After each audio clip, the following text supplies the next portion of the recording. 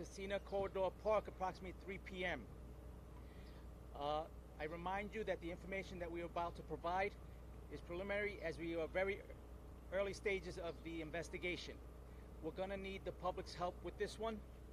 So to brief you further, I introduce Chief of Department Jeffrey Maddrey. Good afternoon, everyone. And as the Commissioner said, we're here just to give you a quick briefing, an update on a very disturbing incident that occurred here yesterday inside Casino Corridor Park. As a father, member of this department for many years, this incident is a parent's nightmare, and all the community should be very upset about this and willing to come out and help the police department as we try to resolve this issue. I want our communities, I want the family I want them to rest assured that we will spare no expense, and we will use every investigative resource and again implore the help of the community to help us bring closure to this case for these young children and for this family. At this time, I'm going to have Chief of Detectives Joe Kinney brief you about the incident. Chief Kinney. Thank you. Good afternoon. I'm here today to ask for your help in identifying and apprehending the person responsible for the terrible sexual assault of a child that occurred yesterday at approximately 3 p.m. in close proximity to where we're standing right now. The entire police department is focused on getting justice for this young survivor. The facts of the incident are as follows. Yesterday, on Thursday, June 13th, at around 3 p.m., a 13-year-old boy and a 13-year-old girl, who are schoolmates, were walking in Casino Park. They were approached by an unknown male while on a field inside of the park. That male demanded that they both follow them into the woods. When they refused, the male told them, "Shut up," in English. He then produced and displayed a large machete-style knife. The children were forced at knife point to follow him into a secluded area of the park, where he tied the boy and girl's wrists together with a shoelace. The perpetrator then sexually assaulted the 13-year-old girl.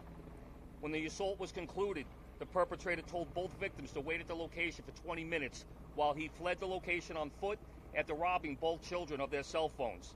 The perpetrator is described as followed. He is a light-skinned male, possibly Hispanic, in his 20s. He is short in stature. He has short curly hair and braces on his teeth.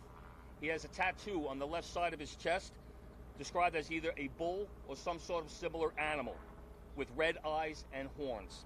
The subject spoke with a heavy Spanish accent. He was wearing a black t-shirt, black sweatpants, and he was wearing red sneakers and carrying a green backpack. The children returned to school, where they informed school staff what had occurred. The school safety division immediately notified 911, generating an immediate response from 109 Precinct Patrol personnel, who then notified the Detective Bureau to initiate this investigation. Investigators were able to quickly identify the location where this crime took place, and at that location, a shoelace that may have been used to tie the children's hands together was discovered. That shoelace is currently being processed for forensics evidence. A water bottle that the perpetrator left behind is also being processed. A tremendous amount of investigative resources were mobilized yesterday to this location for the sole purpose of identifying this perpetrator. We have investigators from the Special Victims Unit, Queens North Detective Operations, Queens North Homicide, Real-Time Crime Center, Crime Stoppers, Crime Scene, and the Major Case Unit are all here being assisted by other units from the department to catch this perp. The following investigative steps have been taken so far. We've done forensic interviews with both children. We've done forensic examinations of the evidence that's been recovered. Crime Scene is still searching the area, looking for additional evidence. We are working with the Queens District Attorney's Office to get search warrants for the victim's cell phones. Flyers asking for the public's help have been posted in and around the area of Casino Park. Extensive video cameras and canvases have been used and are still ongoing. We have a mobilization, and we are briefing local patrol assets to help get information out to the public, and we are investigating and looking at all registered sex offenders that reside in this area. I would like to announce that the police department is now offering a reward of up to $10,000 for information leading to the arrest and conviction of this perpetrator. We urge the public to contact Crime Stoppers with any information regarding this location and regarding this perpetrator. Your identity will be left anonymous, you can contact Crime Stoppers at 1-800-577-TIPS, or you can visit us at NYPD Tips on social media. I'll now pass this off to the Chief of Patrol, John Shelton. Like last night, we will pull many officers to this area to help ease fears. Watch this park. We'll be in this park. We working hand in hand with the Detective Bureau, whatever Chief Kenny and his people need. We working with school safety and community affairs, whether it be street enforcement, to elicit information, to leafleting, whatever we need to do to take this animal off the streets. This is all hands on, obviously. I'm going to close this out. Thank you. We're going to also expand the use of technology here. I'm going to ask Deputy Commissioner of Operations Kaz Daughtry to elaborate on that. Thank you, Chief. Deputy Commissioner Kaz Daughtry. We'll be deploying 2 drone teams to this area.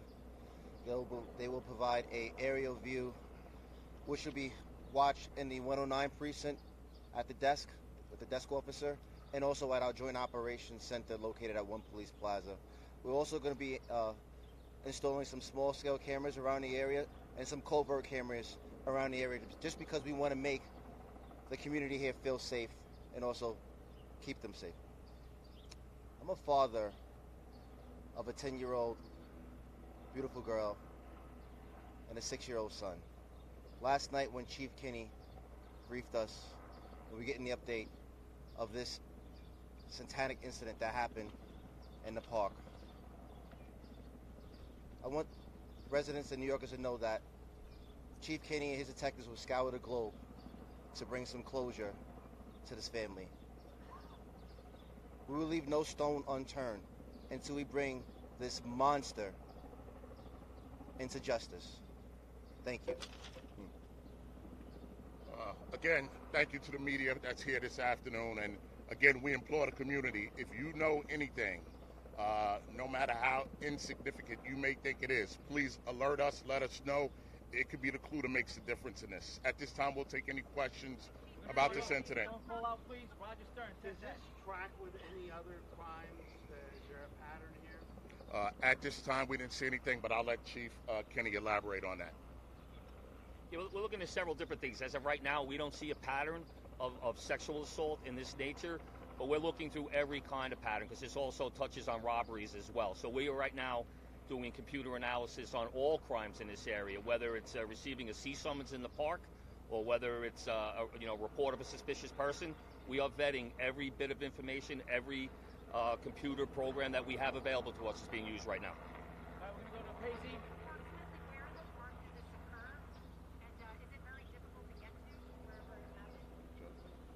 Yeah, it's in a secluded wooded area in the back. It appears that from walking from the front of the park, it's about a 7-minute walk from this area. All right, Nicole Johnson.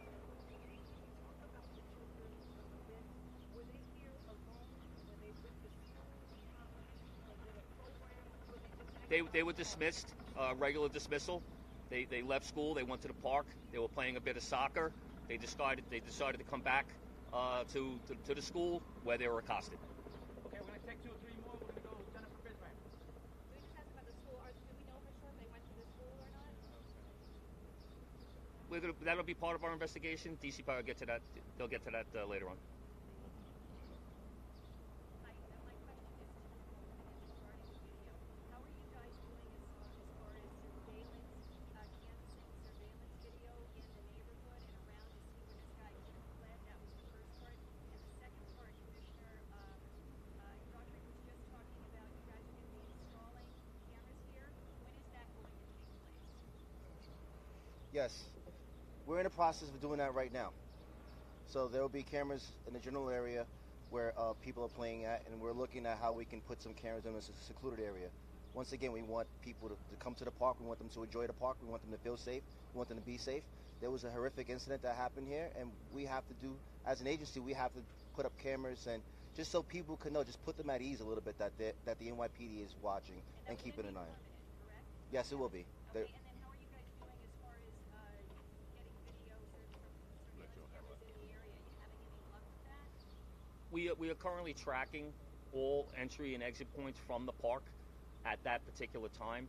We had over 60 investigators out here last night. We're going to continue with that today. We will go for miles and miles to find video. So once again, asking for the public's help. This is a residential area. A lot of people have home video systems. If they could just check their systems for around 4 o'clock yesterday afternoon to look for that type of perpetrator I described, that would be great. That would be very helpful. But, you know, there's commercial area around here as well. We're going to be looking in the subway. We're going to be looking anywhere there's a camera to look for a possible perpetrator.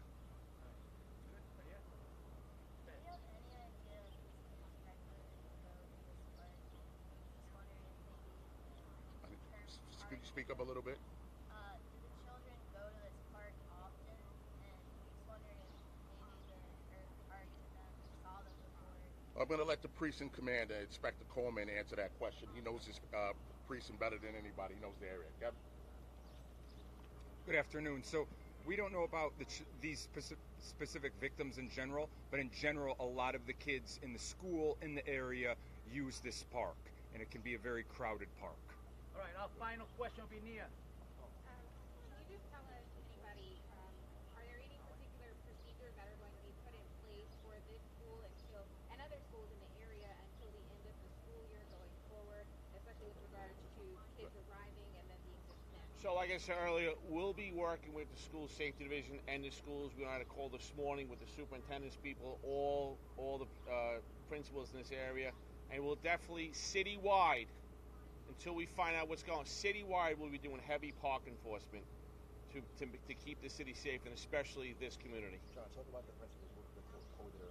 Let everybody know that. All right, so we did a call early this morning. It was prudent, obviously, at 7 o'clock this morning, have a call with all the principals, superintendents, and DOA personnel, just letting them know exactly what was going on, the information they needed, and more importantly, anything that we, the police department, can do for the schools to ease parents' fears, get the kids back and forth to school safely, whatever we can do to assist this community, and quite frankly, this city, to make us feel a little safe in this very horrible situation. All right, good. Thank you, Chief. Can we mention tips? Yes. 1-800-577-TIPS. All right, thank you everyone for your time and attention.